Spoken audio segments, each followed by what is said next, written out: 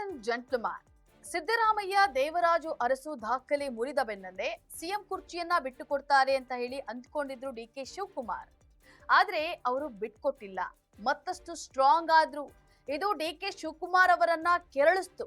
ಈಗ ಅಳೆದು ತೂಗಿ ಸ್ಫೋಟಕ ಬಾಂಬ್ ಒಂದನ್ನ ಸಿಡಿಸಿದ್ದಾರೆ. ಡಿಕೆಶಿ ಸಿಡಿಸಿದ ಆ ಬಾಂಬ್ಗೆ ಕೈಕಮಾಂಡ್ ಪತರಗುಟ್ಟಿ ಹೋಗಿದೆ. ಇಷ್ಟಕ್ಕೂ ಏನದು? ಡಿಕೆ ಶಿವಕುಮಾರ್ ಸಿಡಿಸಿರುವ ಸ್ಫೋಟಕ ಬಾಂಬ್ ಏನು ಅಂತೀರಾ? ಎಸ್ ವೀಕ್ಷಕರೇ, ನೆಲ ಜಲ ಭಾಷೆಗಾಗಿ ಪ್ರಾಮಾಣಿಕ ಪತ್ರಿಕೋದ್ಯಮ. ನೀವು ನೋಡ್ತಾ ಇದ್ದೀರಾ ಫೋಕಸ್ ಟಿವಿ. ನಾನು ಪವಿತ್ರ.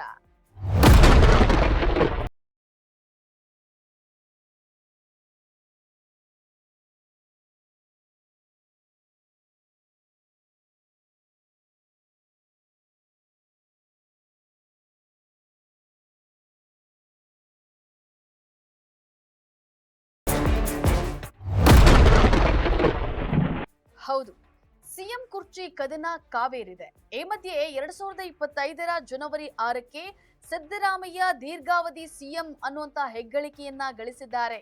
ಈ ಮೂಲಕ ಅವರು ಮಾಜಿ ಸಿಎಂ ದೇವರಾಜು ಅರಸು ಅವರ ದಾಖಲೆಯನ್ನ ಮುರಿದಿದ್ದಾರೆ. ಹೇಗೆ ಸಿದ್ದರಾಮಯ್ಯ ದೀರ್ಘಾವಧಿ ಸಿಎಂ ಆಗಿದ್ದಂತಹ ದೇವರಾಜು ಅರಸು ದಾಖಲೆಯನ್ನ ಮುರಿದ ಬೆನ್ನಲ್ಲೇ ನನಗೆ ಸಿಎಂ ಕುರ್ಚಿ ಬಿಟ್ಟು ಕೊಡ್ತಾರೆ ಅಂತ ಹೇಳಿ ಅಂದ್ಕೊಂಡಿದ್ರು ಡಿಕೆ ಶಿವಕುಮಾರ್. ಆದ್ರೆ ಆಗಿದ್ದೇ ಬೇರೆ. ತಲೆ ಓಡಿಸಿದ ಕೈಕಮಾಂಡ್ ನಾಯಕರು ಡಿಕೆ ಶಿವಕುಮಾರ್ ಅವರಿಗೆ ಮುಂದಿನ ಏಪ್ರಿಲ್ ಅಂಡ್ ಮೇ ನಲ್ಲಿ ನಡೆಯಲಿರುವಂತಹ ಅಸ್ಸಾಂ ಚುನಾವಣೆಯ ಜವಾಬ್ದಾರಿಯನ್ನ ವಹಿಸಿ ಅಲ್ಲಿಗೆ ಹೋಗಿ ಪಕ್ಷವನ್ನ ಗೆಲ್ಲಿಸಿ ಬರುವಂತೆ ಟಾಸ್ಕ್ ಅನ್ನ ನೀಡಿದ್ದಾರೆ.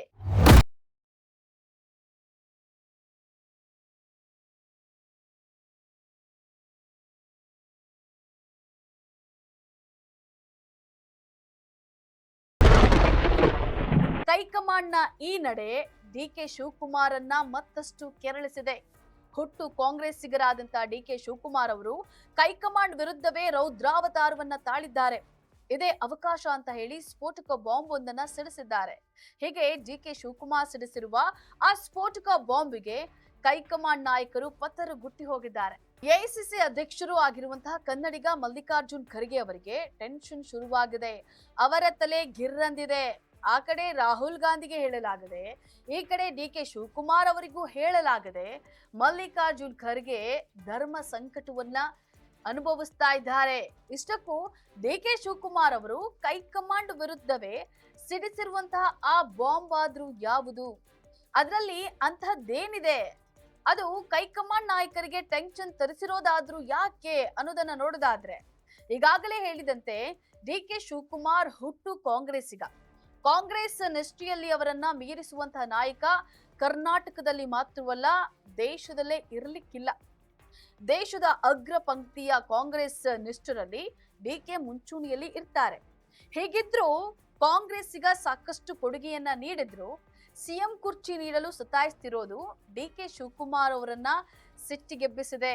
ಸಿದ್ದರಾಮಯ್ಯ ದೇವರಾಜು ಅರಸು ದಾಖಲೆ ಮುರಿಯುವವರೆಗೂ ಸಾಕಷ್ಟು ತಾಳ್ಮೆಯಿಂದ ಇದ್ರು ಡಿಕೆ ಶಿವಕುಮಾರ್. ಅದಾದ್ರೂ ತಮ್ಮ ಮಹದಾಸೆ ಈಡೇರುವ ಲಕ್ಷಣಗಳೇ ಕಾಣಿಸದೆ ಕಂಗೆಟ್ಟಿದ್ದಾರೆ.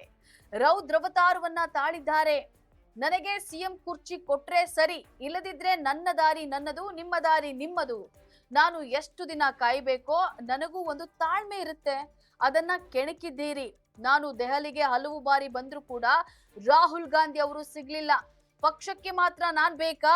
ನೀವು ಹೇಳಿದಂತೆಲ್ಲ ಕೇಳಬೇಕಾ ಅಂತ ಹೇಳಿ ಡಿಕೆ ವಾರ್ ಮಾಡಿದ್ದಾರೆ ಎನ್ನಲಾಗಿದೆ.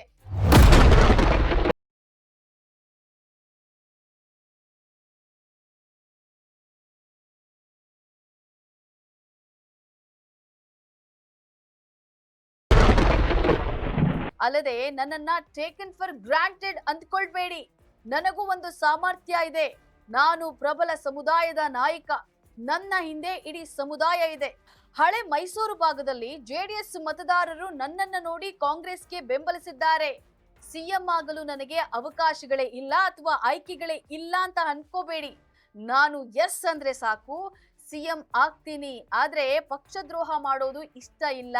ಹಾಗಾಗಿಯೇ ಸೈಲೆಂಟ್ ಆಗಿದ್ದೇನೆ.